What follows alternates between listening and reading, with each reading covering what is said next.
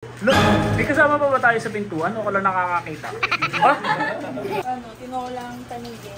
Dapat magluluto ako eh. Nagawa niyo tuloy ako ng ng content. Nga, sinetso rin yan.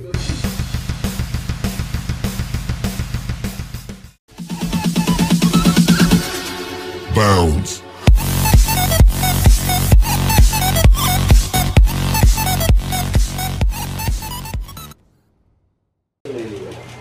Kumusta mga kaya may isang masaya at isang masarap na vlog na naman ang pagsasaluhan natin. So for today's episode ay kauwi lang po natin galing sa work. At medyo maulan na po ngayon dito sa Malabon. Yan. Huwag palilikot! Scarlett! Nandito po tayo ngayon sa bahay at maraming nandito po si Robert. Ayan o. Ipakuloy ng buhok. And dito rin po si Kuya Roddy. Si Jesly Jr. Saka po si Riray. Si Larry nandito. Ano kinakain mo, Lan? Samyang. Samyang. Dapat pinila mo sila dito niyan. Look, may kasama pa ba tayo sa pintuan o ko lang nakakakita? Ha? Akala ko lang nakakakita eh. Si Ate Teresa pala, si Ari Maliit nandito rin. Nandito rin po si Erica saka po si JR. Ano naluluto nyo? Tinolang tanige. Dapat magluluto ako eh. Nagawa niyo tuloy ako ng content. So kayo na lang kayo na lang i-video ko. Dilagang Tanige. Tanige. Tinolang tanige daw pala. Yan. Naka-prepare na rin po yung mga ingredients nila. Sakto kayo magluluto kasi hindi ko alam lutuin yan eh. Alam ko lang si tinola, manok. Ang ingay mo, Scarlett. Bumili po ako ng itlog sa palengke. Lalagay lang po natin sa ref.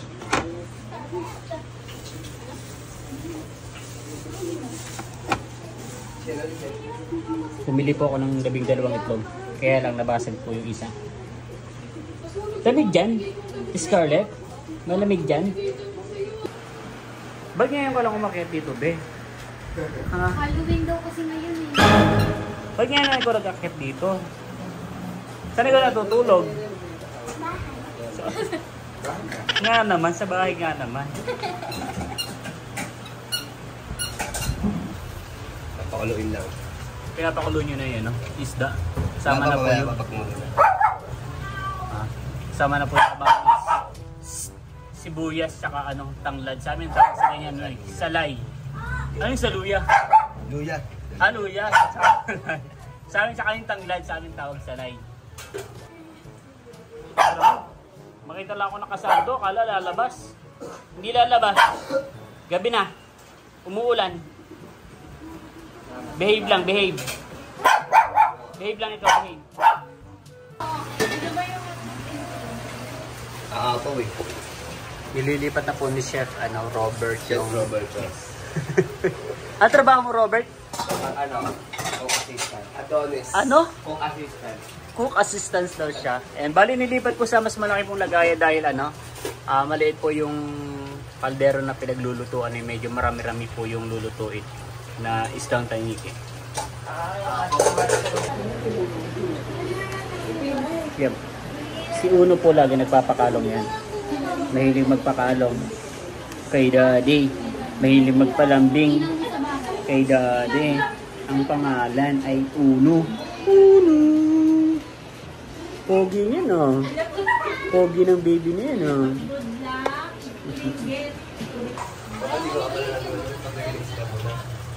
Ulitin natin. Ulitin natin. Hanguin ulit natin yung isda. Liluto na po yung ulam. Hindi na po na-video yung paglalagay ng isda.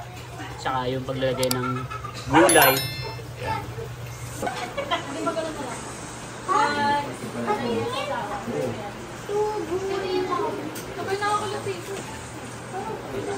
Bali mauna na pong kumain sina Erica. Tsaka po yung mga bata. Kain ka, Bert? Kumain na ako. Kumain ka na? Parang hindi ka na kumakain ng ilang araw. Hindi pa yan sure. Te, kain ka, te. Pagkakain ka na. Parang hinabilin niya sa pinto. Nakikicharge ka ba sa power bank? Kasi ako nakapasok kanina, kakawin ko lang. Saan ka galing? NDRC. SWD. Kaya additional po ng sinaing si Riray. At sigurado pong kukulangin yung isang kaldero. Okay na to. Okay na to.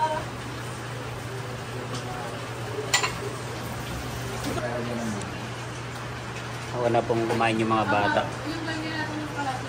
Masarap? Sabi mo hindi. Masarap ba? Luto ni at Igan. Parang gumanda na yung ngipin niya. Sana all. Pero wala pala si Anding, no? Hindi ka pa kumain, kuya? Dito na ka. Ay, sa'yo pala yan. Kayo, Ikay? Kumakain na rin po si sina Erica at saka si JR. At si Ate Teresa. Bakit sa ka? Chinese yarn? Chinese yarn? Chinese yarn? Bakit sa ka na kumakain? Dapat gamit chopstick. Dapat daw sa chopstick dapat daw chopstick ang gamit, sabi ni Kuya. Yan. Nandito na rin po si Papa D. Tapos si Andeng, dumating din po. So ngayon po ay kami naman po ang kami naman po ang kakain. Ngayon po ay by batch po yung pagkain na rin. Batch 3 na po ito dahil maliit lang po yung lamesa. At kagaling lang din po sa trabaho ni Papa D. Kaya tara, let's eat na po.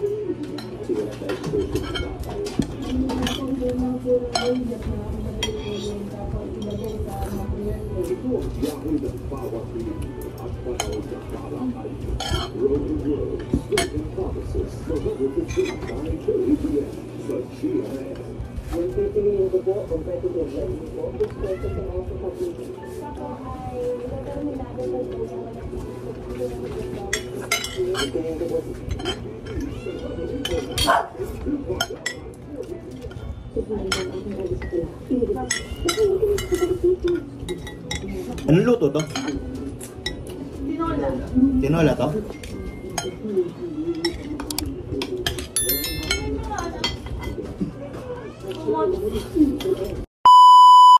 Kamusta mga kayami? So, katatapos lamang po natin kumain at ngayon po ay nasa loob tayo ng aking kwarto. Ayan. Pasensya na po at medyo makalat. Ito ay katutupi ko lang ngayon pagkatapos kong kumain. Kasi yun po yung mga hangiran ko. Pasensya na po at makalat lang po talaga ng konti dito sa loob ng kwarto. So ngayon po ay nandito tayo sa loob ng kwarto dahil may na-order ako sa online. Ito po ay ang sticker, manga sticker ng Demon Slayer. Oh wow! So hindi ko, never kong nabanggit sa sa vlog ko kung ano yung favorite ko na anime, movies. Yan. So ang pinaka-favorite ko po na anime ay Demon Slayer. Actually natapos na po natin siyang panoorin sa sa Netflix, yung lahat po ng series noon. At kahit ulit-ulitin ko, kahit ulit-ulitin natin ay hindi po talaga tayo nakakasawa. At alam niya ng mga ng mga anime lover kung paano sila mag-enjoy sa mga ganong movie. So sobrang enjoy ko nga po at obsessed ko sa sa Demon Slayer. May na-order po tayo na hindi lamang po manga sticker kundi photo card. Yan, ito po na-order ko to sa online. Hindi ko na lang po na ipakita nung nakaraan kasi dito, hindi ko maisingit sa vlog. Ayan. Tapos aside po dito, meron din tayo ditong keychain. Yan, dahil ang favorite ko po na character sa Demon Slayer ay si Zenitsu. Yan. Nakalagay po siya sa sa wallet ko. Ito po ay galing kay dun sa katrabaho ko na nag-endorse sa akin ng Demon Slayer, si Jomar. Shoutout sa iyo, paring Jomar. Yan. At hindi lang yun ang ibinigay niya sa akin, binigyan niya rin ako na cute. Yan, dahil alam niya na sobrang idol ko si Zenitsu. Binigyan niya rin ako ng cute niya. Tapos kasama pa si Nezuko. Medyo maingay. Yan, so ito po, mag-asawa po sila sa magiging mag-asawa. Hindi pa pala tapos yung movie dahil yung next po na episode ay ilalabas po nila by 2027. Tapos next is 2029. Kaya sobrang excited ko po dahil abang na ako. Gusto ko na mag 2029 para matapos na natin yung series ng Demon Slayer. So hindi lang yun, isa pa yung cellphone ko. Ayan, yung cellphone case ko si si Zenitsu. At yung wallpaper natin ay Zenitsu rin yan. So tatago ko muna yung photo cards. Saka ako na lang ipapakita siguro. So ang focus nga ng na to, ang focus lang natin ngayon sa dito sa loob ng kwarto ay pagkakabit ng sticker, ng manga sticker dito sa sa wall. So nabili ko siya. Napakamura niya lang po sa TikTok shop. 50 pesos. 50 pesos tapos ay na siya. 50 pieces din ata, parang mga ganun. Parang pumapatak na piso ang isa. Tapos natuwa ako kasi dun sa likod nakalagay with free 6 pieces. So total of 56 pieces na po yung ating sticker. Yan, hindi ko na po siya na-unbox dahil ang nag-unbox po nito ay si Jomar. Jomar, in-unbox mo. Tapos meron siyang meron siyang reminders dito sa stickers kung paano idikit sa ating wall. Yan, may mga siya dito, guidelines. Sabi niya, please follow these instructions to get the best results when installing and the manga panel stickers. Ayan, linisan ng maigi ang pagdidikitan ng mga stickers. Siguraduhin matanggal lahat ng alikabok para dito dumikit sa mismong pandikit ng stickers. Pangalawa, idikit ang mga stickers nang magkakapatong ang mga kanto nang sa gayon ay kumapit sila sa isa't isa. Makakatulong ito para mas kumapit ang mga ito sa inyong pader. Siguraduhin madiin ang pagkakadikit ng mga stickers. Maaari itong gamitan ng squeegee o kaya maingay, kaya gamit ang inyong kuko upang mas lumapat ang pagkakadikit ng mga ito. In case naman po na makaranas ng pag-angat sa ibang parte ng naidikit na stickers, don't panic. It's normal po dahil ito sa hangin na nakulong sa unang pagkakadikit ng mga stickers. Ibalik lang po ulit ito sa pagkakadikit hanggang sa mawala ang mga air bubbles na naipit sa loob ng stickers. Please message us directly kung sakali may question or problem po sa na-receive nyong order para magawan po muna namin ang solusyon before po kayong magbigay ng rate. Thank you. Ayun. So very siya, informative, tapos ay may paalala. Maganda yan kasi yung iba nga naman kapag naka-order tapos hindi nila nagustuhan yung items, hindi naman kasalanan ng seller kung hindi maayos nga naman yung pagkakagawa. So instead na mag-concern sila, nagbibigay agad sila ng mababang rates. So kawawa nga naman yung mga seller, binibigay lang naman nila yung best nila. Ayan, so ito po yung mga ito po ay 56 pieces. Ito po ay 56 pieces. Yahoo! Hindi ko na po papakita isa-isa, mauubusan tayo ng oras, pero ito yan, i-slow mo nyo na lang. Wow, ang haba. So ngayon ay gugupit-gupitin muna natin, tapos isipan ko muna siya ng style kung paano ko siya ididikit. Let's go!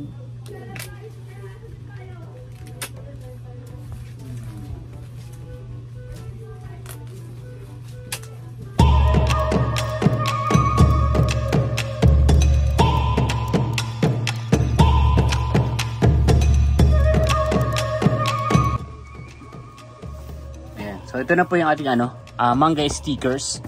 Madali lang siyang tanggalin. Hindi na kailangan pala ng gunting. Parang nakaka-enjoy nga siyang tanggalin, pitas-pitasin isa-isa dahil mabilis lang talaga.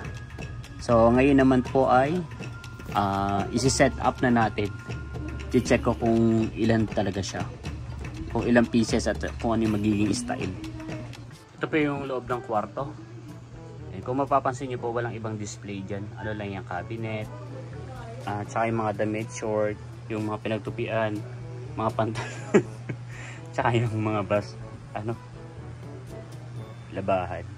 Ayan. Sa kwarto po na ito, ang pinakang lang natin display yung pogi kong picture. Ayan. Ba't nga pala nasa kwarto yan? Paano na-appreciate ng pagkakuhan ko kung nandyan yan?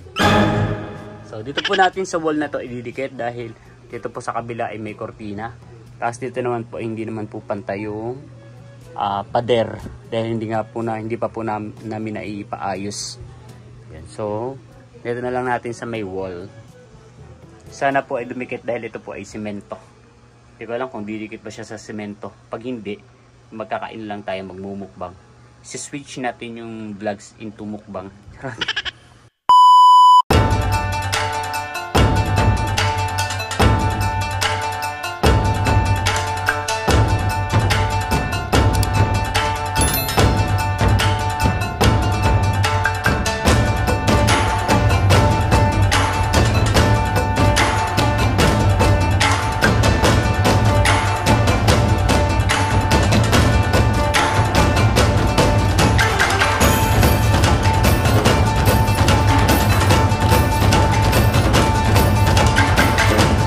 Bali, natapos na po natin i-dictate yung ating manga stickers, manga panel stickers.